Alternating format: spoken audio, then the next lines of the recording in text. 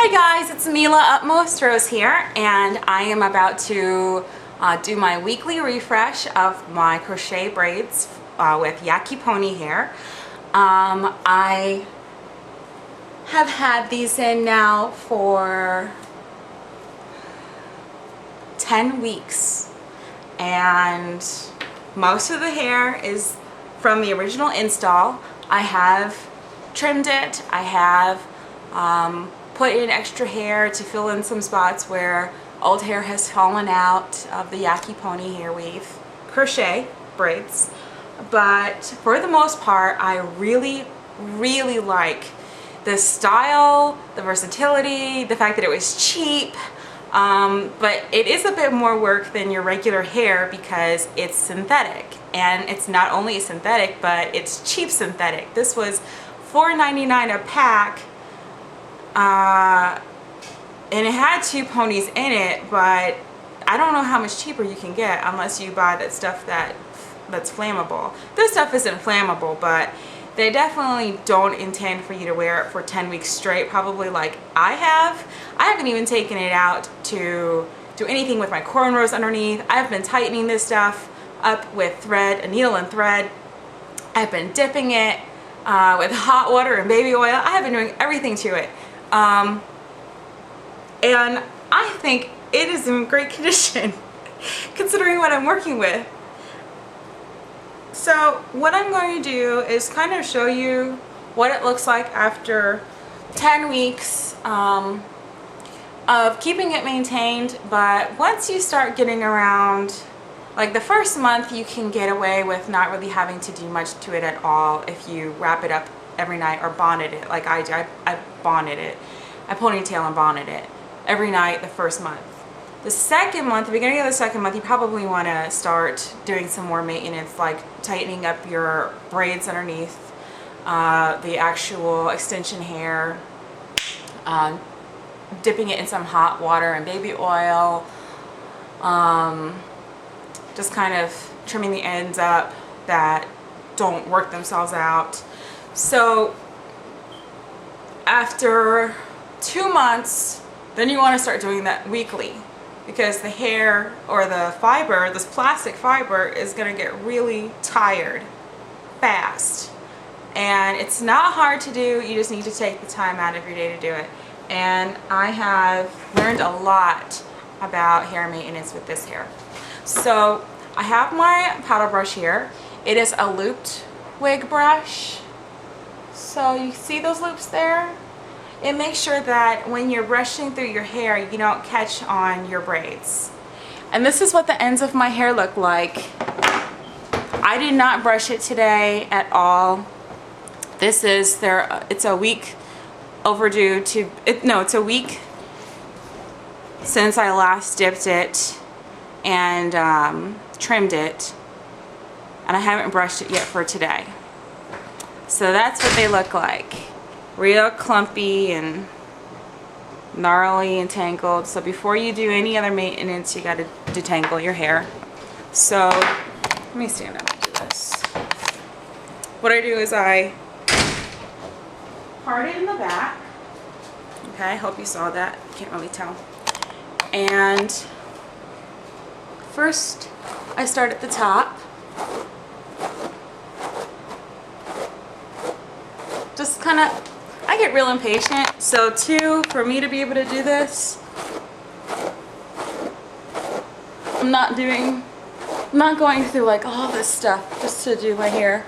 Because if I wanted to slave over my hair, I would just wear my real hair. Alright, so the top is not that hard to detangle because it doesn't really go anywhere.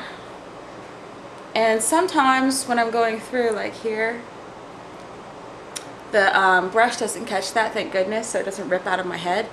But my finger does, because I go down and I follow behind it, chase behind it with my finger with like a claw. Like this is me doing it slowly. Ah! Okay. And sometimes you might actually catch on, like if you've put, like here I got one. If you've been tightening it up with thread, you can catch on the thread that's not gonna, I mean, you don't really want to take that out. So I just kind of hide that in there. I don't have a bunch of pieces, a bunch of loops of thread hiding out in my hair. It's not like that. I don't want to fool with it, and that's why I also use a dark thread color. So this side on the top part is brushed out. Compare it to this side. Alright, that didn't take any time at all. I'm not even going to mess with this side until the end so you can see a real difference. So then, put the camera down a little bit. Grab the hair in a ponytail like this. And I just brush as fast as I can because my arms get tired. Remember last year, I would take this stuff out every month and put it back in. It was a different type of hair, of course, but I got such big biceps from doing that. It was crazy. And it's hot in the summer. Okay. And I know it's really noisy right now while I'm brushing it. As long as it makes a lot of noise like that, you know you got lots of tangles. Alright, so that's as much as I'm going to do with it that way. And it's a little better, but I'm still getting caught up. Alright, but even doing that, you can see how like this is a lot smoother than this. This is still gnarly, clumpy, chunky, gross. Alright, so now I'm going to take my hair to the side, and starting from the bottom, I'm going to brush it the way I was at the top.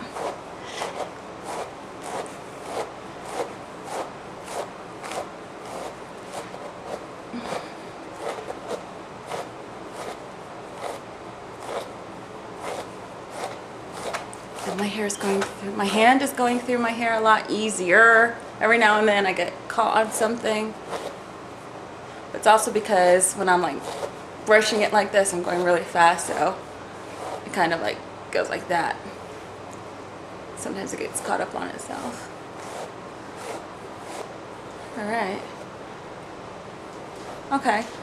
So now you can really tell a difference between the brushed out side and the nasty side. So the last thing I do to kind of make sure I'm getting everything is put my brush on the inside here, and I put my hand on the outside, and I pull down, and I can feel the bristles from the brush through my hair on my palm. At this point, you just like want to go over any parts like that where you're getting a lot of resistance. It's not saying that you shouldn't feel the density of your hair, but you shouldn't have pulling or tugging. You shouldn't have a lot of stopping. You might get it in the back end more because that, if you wear your hair down a lot like I do with this, then you're gonna have more of that that's been rubbing against your shirt. But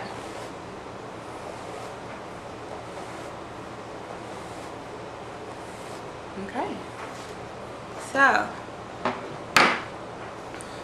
this side, smooth and brushed and detangled. It's not done, but it's all separated.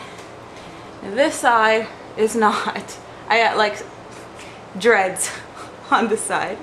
So I'm gonna go ahead and do this side now, and then I will see you guys in a little while.